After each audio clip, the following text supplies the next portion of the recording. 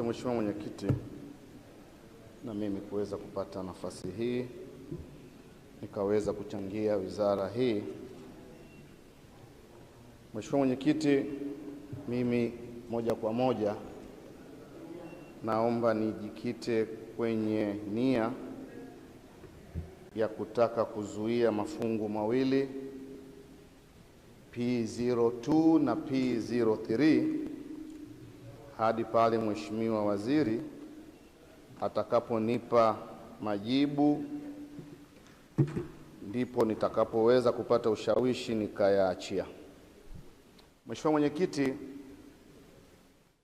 kwa kweli kwa upande wa bandarini kumekuwa kuna changamoto nyingi ambazo kwa kweli zimekuwa ni kero, na hapa Mheshimiwa Waziri aje atueleze, pamoja na kwamba awali zilikuwepo, lakini sasa hivi baada ya kupewa mwekezaji inaonekana zimekuwa ni nyingi kiasi cha kwamba hata wananchi wetu ambao ni wazawa wanaonekana hawana chochote wala lolote katika nchi yao. Mheshimiwa Mwenyekiti, mimi nitaanza na wachukuzi ambao walikuwepo tokea mwaka 1981 kwenye chama chao cha ushirika kilipopatiwa usajili pale bandarini. Lakini baada ya kuja mwekezaji huyu, Mheshimiwa Mwenyekiti, imekuwa sasa kile chama kinapata mashaka na tabu, jambo ambalo kwa kweli linawakosesha raha.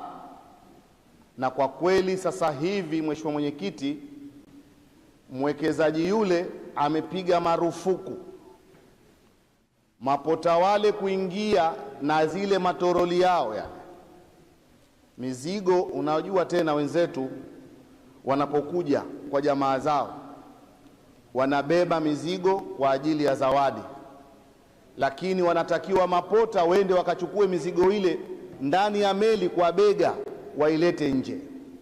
Mheshimiwa Mwenyekiti, hii si haki, na naomba Mheshimiwa Waziri akija aje anipe ufafanuzi uliokamilika. Lakini ikiwa hiyo haitoshi, mwekezaji huyu kwa kweli amekuwa akiwachaji sana kupita maelezo washirika wale wa wachukuzi. Kwa mfano, nazo hapa Mheshimiwa Mwenyekiti fomu za malipo. Kabla ya kukabidhiwa mwekezaji, walikuwa hawa jamaa wanaenda vizuri sana, walikuwa wanalipa 400,000, 700,000, 800,000, raha mustarehe, na maisha yanaenda na wanaendesha familia zao kwa raha na mustarehe. Lakini Mheshimiwa Mwenyekiti, mwekezaji huyu mwezi wa Januari na Februari, chama kile cha ushirika kilichopo pale bandarini cha mapota wamekwenda kulipa milioni 30,645,000 kwa miezi miwili, na hivi ninavyozungumza hawanywi maji, wanabugudhiwa walipe mwezi wa 3 na wa 4. Mheshimiwa Mwenyekiti, hebu tuwatizame mapota wale. Sisi sote tunasafiri, tukipita pale tunawagaia shilingi 1,000, 3,000, 5,000. Leo tunatakiwa wende wakalipe milioni 30 ya miezi miwili. Hii si haki Mheshimiwa Mwenyekiti. Kwa kweli naomba Mheshimiwa Waziri akija hapa, na kibaya zaidi hizi milioni 30 uongozi hawakupata hata risiti. Kwa kweli sijui walienda kulipa vipi, lakini fomu nazo Mheshimiwa Waziri, ukitaka nitakupatia ushahidi nao. Lakini Mheshimiwa Mwenyekiti, nije kwenye upande wa barabara. Mheshimiwa, barabara za upande wa jimbo langu na barabara hazipungui 8. Lakini Mheshimiwa Mwenyekiti, kati ya barabara hizo 8 sijajengewa hata moja, na sijaziona kwenye mpango kazi wa Mheshimiwa Waziri. Sasa Mheshimiwa Waziri aje aniambie hapa barabara ya kutoka Jadida Mshelisheli Kibutu hadi kwa Bulushi, je, itajengwa haijengwi? Barabara ya kutoka Jadida hadi Gawani itajengwa haijengwi? Barabara ya kutoka Jadida Uchozini itajengwa haijengwi? Barabara ya kutoka Jadida hadi Majumba Makubwa itajengwa haijengwi? Barabara ya kutoka Kipangani juu mpaka Kipangani chini kwa Bulushi itajengwa haijengwi? Barabara ya kutoka Bopwe mpaka Milikini itajengwa haijengwi? Na barabara ya kutoka Kivumbikai mpaka mwisho itajengwa haijengwi? Na barabara ya Kifoi hadi mwisho itajengwa haijengwi? Sijaona kwenye mkakati wa Mheshimiwa Waziri wala bajeti yake wala nini. Aje niambie Mheshimiwa Waziri hapa, ili na mimi sasa nipate ushawishi wa kuweza kuridhia hichi ambacho tumekusudia kukipitisha hapa siku ya leo. Lakini Mheshimiwa Mwenyekiti, nikija kwenye suala la mizigo bandarini, mashine zile Mheshimiwa Mwenyekiti tulizinunua kwa gharama, lakini nataka tu nimpe taarifa Mheshimiwa Waziri jinsi ambavyo mwekezaji hataki kupitwa na kitu. Mpaka gunia la vitunguu linatiwa pale, linaskaniwa, linaangaliwa, linapita. Mheshimiwa, skani tunaziua mashine zile. Hilo naomba ulichukue na ulifuatilie Mheshimiwa Waziri, na hili kwa bahati mzuri sijahadithiwa, nilienda kuliona mimi mwenyewe. Lakini Mheshimiwa Mwenyekiti, nikirudi hapo hapo bandarini, hivi karibuni niliwahi kuuliza suala la MV Mapinduzi tu, na niliambiwa kwamba tayari imeanza kazi rasmi, ila cha kusikitisha ni siku moja tu iliyobahatika kufanya kazi. Lakini kibaya zaidi ni bora wenye wao wale wanaosafiri na ile meli walisema bora upande mashua kuliko ile meli kwa sasa, kwa sababu ilitoka saa 1 Unguja ikafika saa 11 Pemba. Mheshimiwa Mwenyekiti, Mheshimiwa Waziri akija aniambie, hebu atuambie ni gharama kiasi gani zilizotumika kuitengeza meli hile. Atuambie, kwa sababu nakumbuka wakati Mheshimiwa Rais anaingia kwenye utawala wake wa mwanzo alitamani ile meli kuiuza, lakini kuna baadhi ya washauri walimshauri itengezwe ili iweze kutoa msaada. Lakini ndani ya hutuba ya Mheshimiwa Waziri nilikuta hapa kwamba wana mpango wa kutuletea boti mpya 2 za kisasa. Mheshimiwa Mwenyekiti, Mheshimiwa Waziri sasa aje sasa atuambie ni mkakati upi ambao waliutumia, kwa sababu tulishaumwa na nyoka mara zote. Wazanzibari tunaletewa vyombo ambavyo haviendani na wakati tulionao, na mifano tunayo. Sasa Mheshimiwa Waziri, uje utuambie hizo boti capacity yake ni ipi?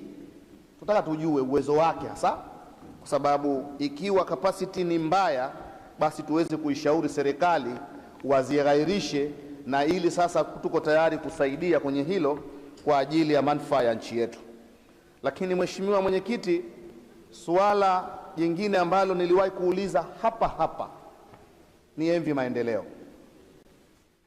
Hizi mashine tukaambiwa zipo mashine pale, na mimi nilienda kuziona pale nchini Mombasa, zipo kweli, lakini kwa bahati mbaya, niseme bahati mbaya, hadi hivi ninavyozungumza mashine zile zimebaki pale pale.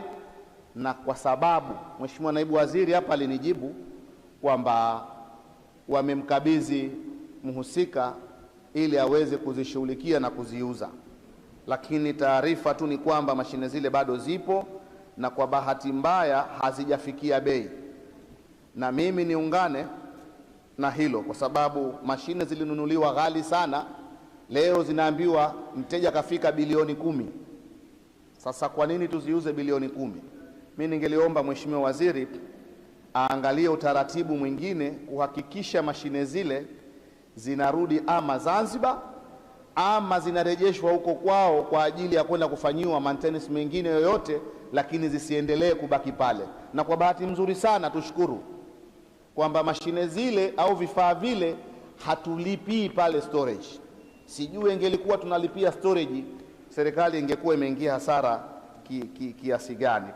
Lakini Mheshimiwa Mwenyekiti, kwa sababu ya muda, mimi niishie hapo, nisubiri tu majibu ya Mheshimiwa Waziri ambapo naamini atanishawishi. Lakini mwisho, Mheshimiwa Mwenyekiti, kwa sababu ya muda, nimemwandikia Mheshimiwa Waziri hii barua, mawazo yangu, mchango wangu juu ya masuala mazima yanayowahusu mabaharia na masuala ya meli zetu tunazoletewa hapa Zanzibar. Kwa kweli Mheshimiwa Mwenyekiti, mabaharia wamekuwa ni chambo kwenye meli zile, kwa sababu zile meli zinapokuja, Mheshimiwa Mwenyekiti, zinakuja lakini wakaguzi wetu hawazikagui, na kama wanazikagua hawafanyi kile kinachotakiwa. Kwa nini ukimwambia haifai?